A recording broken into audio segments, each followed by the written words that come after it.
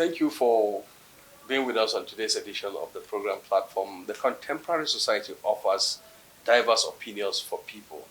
There's something for somebody in today's world if you are interested in doing what you want to do. And we shall be looking at entrepreneurship. Most young people have the challenge of talking about unemployment. But do you know there are things you can do on your own? The concept today is to use your brain and your hands, not just your brain. So if you have a brain, you also have hands. So you see what you can do with your hands. I'm Yakubu Tadi. We will have somebody who is interesting and exciting. He will be telling you about the journey into entrepreneurship and whether he was born with it or he learned it or at what point did he decide to do what he's doing. That you will get to know in a moment. Welcome to platform. Thank you so much.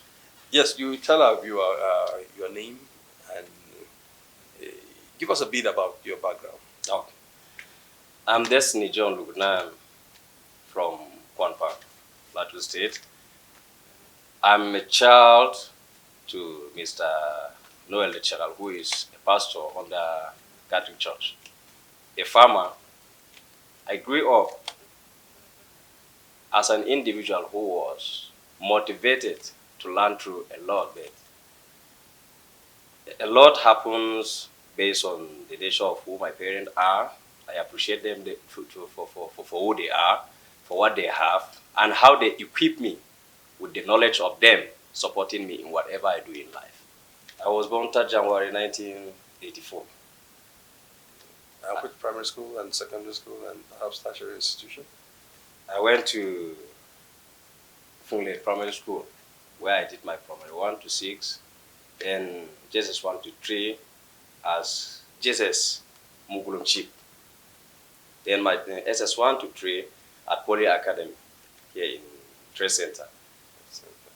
After then, most of the other courses which I attend are professional courses, apart from the security aspect, which I went to International Security Academy in Israel, then here, the College of Detectives here in Nigeria, Institute of Security and Strategic Studies here in Nigeria, which is in Abuja, then Gateway Industrial Petrogas Institute at Ogun State. All are professional courses. Well, it's quite interesting. Most times you find if one's parents were a soldier, he would want to be a soldier. If one's parents were a teacher, he would want to be a teacher. Now your parents are farmers and a pastor's son, and you're not taking after them. Why did you choose something different from the vocation of your parents? I believe each and every one of us has a call, and I thank them for being farmer and pastors. But I believe God has a purpose for me, which through them I will achieve mine. Well, in Nigeria, many people are called. Some call themselves. In this one, are you called or you call yourself? I am called because as a farmer, there are a lot of challenges we find ourselves in farming. And it is through that farming whereby I realize that today without machineries, one cannot be able to go to the extent length to support or help other persons. Because as an individual, if you happen to farm only for yourself, it may end up not serving the whole community. But if I can be able to do something in agricultural mechanization, it will help in producing more for my immediate self, the local government, and the state itself. So what line of business are you into now, entrepreneurship? I am into welding and fabrication, which has given me much. Welding of what items? You related it to farming implements Yes. and mechanized farming. Yes. What do you actually produce in your business? At the moment, farming level is chiller machine for the peanut. That's a fabrication of chiller machine for groundnut, threshing machine for rice, threshing machine for soybeans and the rest, and even the threshing machine for maize. So how did you get into that? I think the challenges of life placed me to realize what actually I needed. I wanted to go to Government Science and Technical College, Bukuru, but at that very moment, my parents were not financially stable that they can be able to sponsor me. But God helped me that I went to Plateau State Polytechnic Academy, which is just opposite. Yes, they share fence. Yes, they share fence with the technical school. So through there, I was doing a lot through TD, and most of the assessment given to the students, they normally bring it to me. And sometimes I went into the school premises to see what was going on there. I began to do something outside the, which there was a time that the principal of the very school invited me to the school and asked me whether I can be able to do welding. I told him no. An opportunity was given to me to help somebody who was a welder there. In a week, the man was able to leave the whole work. I don't know what was the problem, but I think I carried out after him, which I did not learn anything. That was just the concept of me seeing what he does, how he put things, how he measured them. My own answer then, I can tell you, to be honest, sir, I normally carry out of what he cut places on the other material on there and cut. I don't use tape or whatsoever because I was not fully fledged with such knowledge. No apprenticeship, nothing. No apprenticeship. How would you describe this? That's why I can say it. I did not call myself, because if I had called myself, I would have passed through apprenticeship first. But God called me to this very line so that I can be able to contribute my own quota. How most of the things do come is the moment if I'm asleep, different products played into my head. But there is another thing that helps me, which I know God has done that.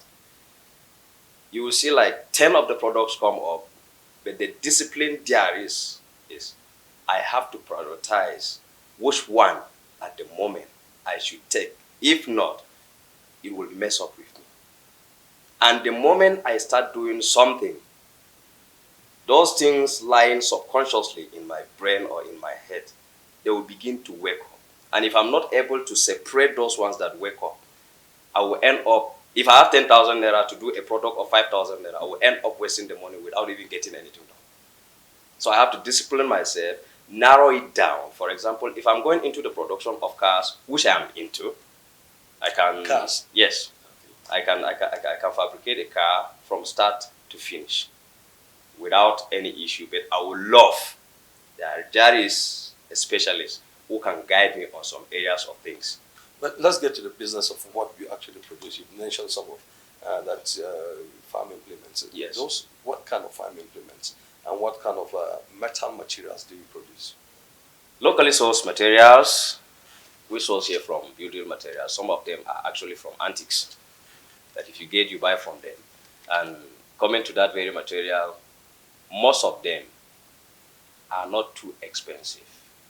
But because if you go to buy one to produce a single thing, it becomes expensive because you are just going for a certain product, a certain material. And some of them, they don't cut the material, which you have to buy completely.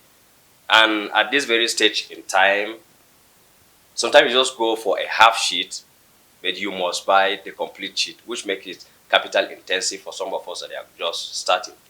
I saw on your social Facebook page the products you have produced, yes, and you are asking for patronage.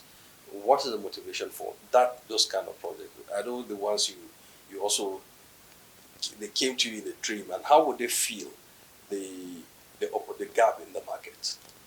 Yes, most of them are the ones who comes to me in the dream, but I will have to walk through other people who have been in the field.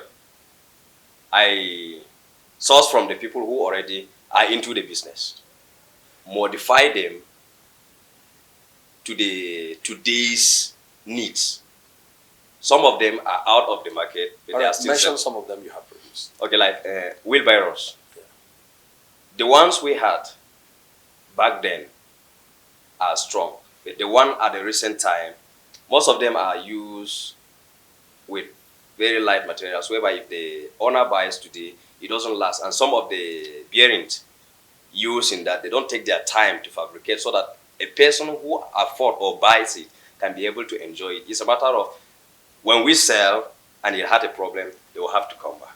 But we produce it in such a way whereby if I tell you it is 2 years guarantee, it is, except a tire fail, or except any other parts that I buy. But if it is something I fabricate, I can assure you that if I tell you it is 3 years, it's going to be 3 years. So do you subject your production to test? I don't know whether this falls under the Standard Organization of Nigeria or some other professional bodies. Have you also related with professional bodies like engineers to really look at what you're doing and say, yes, Destiny is doing a good job? A certain example with Solvatech at Anguldi here, who has been with me, putting me through in so many other places. He's a very good engineer. I think he retired from Jute. A very good engineer. He can produce guitars at the international level and many other things. He looks at them and he told me that if I can be able to continue with what I'm doing, I am yet just another individual whom they have been looking for, but they could not find. Mostly because whatever he has and he intends to design and he feel my need, he gives me a call and we get it done. He has big machines where I find it a home that helped me in fabricating a lot of things, especially lathe machine, milling machine, radial drills, and the rest. That helps me that much in getting most of my products done. So what are the other products? You talk about products, but what are they? A threshing machine. That is either for maize, rice, and soybeans. By where you are, there's Acha. So you're not thinking about your immediate local environment. I was thinking of my immediate local environment based on many people have big farms whereby if they call people to come and work for them, they don't actually meet up the target or finish the work in time, especially around the Ajikmai side. They farm a lot of rice there. The challenges they have is not the rice that has been harvested, but the thieves. So if you are able to have a threshing machine, a rice which can take a week by manual threshing can be done in a day. So how many of those machines have you made, and what goes into making one in terms of cost and time to produce? Right now, I think I make over 11 threshing machines for rice because people are so much in need of it, and most of those products went to Nasarawa State. Nasarawa State? Yes. But you said rice is grown in Plateau. I think that's where my first customer come from, and he happens to relate to his other colleagues who are farmers. It also looks at, since the demand is more there, then the product must be good. So why are you not making it visible to people in your immediate your state? I think the problem is actually from me because of the finance. If I had the fund today that I can be able to produce and keep them at my space, definitely my people will, the people of Plateau State will patronize me more than any other person. Are you making on demand? Or it's only when people ask on demand, or if you have the finances, you make them? Because certain things, if you invest and there's no patronage, you will also be tying capital. Yeah, that's very true. And at the moment, based on demand, because I as a person doesn't have that much money that I can tie down, then I have one or two sometimes I produce and keep. Like from the first person who bought from me, I think after he left, I produced two. When they just came, they were able to see two on ground. They came for one, but they ended up buying two. Whereby after buying that very two, the resources I had to put it in making on doors and the rest. And the money for me to use to fabricate that very same machine again was not on ground, because people were already asking for those. So what's the feedback like in all the things you're producing? I think the only problem I think I had was one of the machine that fails along the line when they were taking it back to the owner, that they returned for me to put it back. But other machines which I have produced, I can be able to give you the numbers of the people whom I work for them. no complaint, except they needed something bigger. That was the only feedback I got from them. But appreciation for the product was the first thing, was commendable. Secondly, what I told them that it can do per hour, it exceeds. The other motivational thing which they were able to open up and told me was to do something more bigger than that, so that you can be able to do more work than what they had. So what's your thought about that suggestion? I think it was a very welcoming idea. You've mentioned other courses you have read, and you're not talking about using that knowledge that you have, but now you're using your hands. I work in security for like 11 years. Formal security or? Yes, formal security, though I work with different other government organizations. They call me when it comes to forensic investigation, reconstruction of scenes, and surveillance, and the rest. Maybe a report on whatsoever is going on in my own side, or whatsoever, wherever they want to. And diplomatic security, executive security, that is for the people who are coming from the international bodies. I mostly work with the white men. I think I work with Elite. It's a company in UK. Delta One International is a company too in UK. UCP is a company too in UK.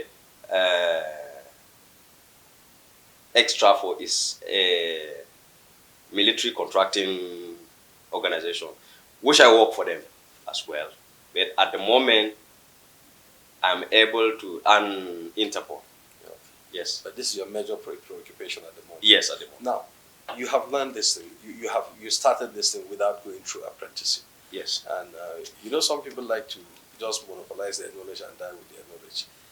Are you also looking at what are you doing to impact on other people, to share knowledge, to train others, so that perhaps those ones who want to call themselves, and they are not called like you, so they will have to go through training and apprenticeship. Yes. So what are you doing in that respect?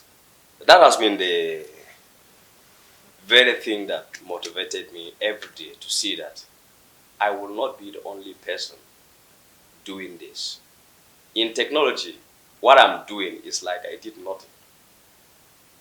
Because the space, what one can do, is so much when it comes to engineering.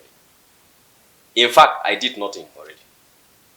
As I'm seated here, there are tons of products in my head that is supposed to be availed through fabrication, and getting them to the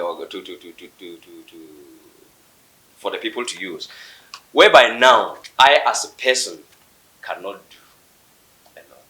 I need capable hands. I have like 7 people whom I work with, and none of them is asking that he wants to leave. They are praying that the place becomes more bigger, so that they can be able to do what they too have in their own mind. You talk of engineering, but you're not an engineer. Is that? Yes. So you talk about engineering and understanding. How much is the relationship, apart from one person, retired engineer from Jude, who you mentioned? So are you also looking to talk to other engineers, the professionals, for assessment, also guidance? But first and foremost, I went to Solomon Baturi to learn under him. He gave me time. He observes me, and he told me I don't need apprenticeship. What I need is a mentor. Whereby he came to my very place of work, saw what I'm doing, and he says, there are just little things that I need. When it comes to fabrication, I don't need much. But when it comes to anything pertaining reservoir of anything hydraulic, I need more knowledge, because that is very vast, it's bogus, it's something you need to know, it's something you need to understand, both practical and theories. So he has been guiding me on that. Apart from the 7 people then, working with you. I do not know whether you also have children of your own and whether they're showing interest in what you're doing. Yeah, I do, especially my daughter. Okay. Yes, Your daughter? Yes. Yes. She goes to the workshop with you? She goes to the workshop. Okay. Yes. She actually wants to be a neurosurgeon. Okay. But any day I wake up, I will see her standing with a key and a broom, ready to follow me To the workshop. to the workshop. So where's the location of the workshop in case people want to visit you and see what you're doing to confirm what you have said? Okay. It is in Trade Center, but at the moment I am still with Solvatech in producing some things. Now at Trade Center, God grace, we'll be having our own workshop completely set up there. We are just waiting for the owner of the property to give us go ahead. Okay. Yes. So looking at what would be a call to people in terms of patronage? There are people like you Yes. who have also ventured into entrepreneurship. Yes. Particularly, we had Benny Agro, we had Zhang Luca, and here you are. And I'm sure there are a couple of you. There's J Morph shoes they make, and Jos is big. Jos, the creativity in Jos is expanding, and we're seeing young people. Do you have thoughts of you people coming together to look at how you can also showcase Plateau State? Yes. That would be a very big thing because with the likes of them who are already before me and I following in their footsteps, if we happen to join our heads together, because already we know exactly what Plateau State is facing, but what we are lacking is the funding to get all those things done. If you go to Zhang Technology, already he is doing wonderful. If you go to Joe at Refill here, already he is doing, in fact, too wonderful. If you go to the other person that is making shoe, you know already he is doing very wonderful. If we are housed under a single entity and we did not bring in difference, believe me you, Plateau will be another home that many will float into land. So what would be your message before we wrap up on this conversation? That there are young people also who are moving around the streets, who have gone into vices, and each time they will tell you, there are no jobs, that's why those things are happening, or lamentations everywhere. But here you are, and the likes that we have mentioned, they have taken their destinies into their hands, and they're also doing something, not just for themselves, they're employing, also contributing to the economy because they pay tax. And I'm sure you do. Yes. Yes, and all of this is what would you talk to, what is your message to those of young people who are feeling that way? If we have Baba John Ajang as a very individual who has done a lot to this very state, if I am among those people, I will look at myself and ask. And I will not only say, it is so person that is going to be another Baba John Ajang. I will say, I will be the very person. So that I can be able to think with focus that what actually I am seeing that there is nothing going on the plateau, I can be able to say that there is something. Why did I say so? I think if I can go back to history, it will be very brief. I started in Trade Center through my secondary school, going to NIPS, picking scraps, and at the same time, lawn tennis for the participants that do come there. There are houses that when they see the true picture of where you're going, they support you in their little way. You don't need to have a plan of 100,000 naira and carry it bogus to somebody. You start off, what if you have 1,000 naira? What do you start with him so that you can be able to get to the 100,000 naira? Because if you're just looking at the 100,000 naira, you may end up having a dream of 100,000 naira. A day whereby a 50,000 naira is given to you and you don't have the rest of the 50,000 naira, it will die down. You need to have a dream that has a life. inside of you, and you as well must be a person who have life to ignite the two. So the youths roaming on the street or going about on the street who says there are no jobs are people who just don't want to actually see what is inside of them. And I advise and challenge them that they should please not see beyond some mineral resources that we have, come up and ask themselves, what can I do with my hand? If I cannot be able to see what I can do with my hand, I should be able to ask myself, within this short period of time, what can I do so that I can be able to do what I should do with my hands? Well, that's where we end the conversation, and perhaps that's why maybe your name Destiny is also reflecting in what you're doing. You're destined for some of these things. Destiny Lubunan of Ultimate International Technical Services. Yes. Thank you for coming here and sharing this conversation. We look to have more from you and seeing you grow better than what you are today. Thank you so much. Viewer, that's the much we can take. You know, your brain and your hands, and also your dream. You must put it alive and let them connect. Not just having the dream and not also living up to the dream. And that way, we can make Plateau better. Plateau is rich. Plateau has what it takes. And as individual, all of us, our contributions drive the process. You can join us again next week for another edition. I'm yours sincerely, Akukutadi. Thank you for watching.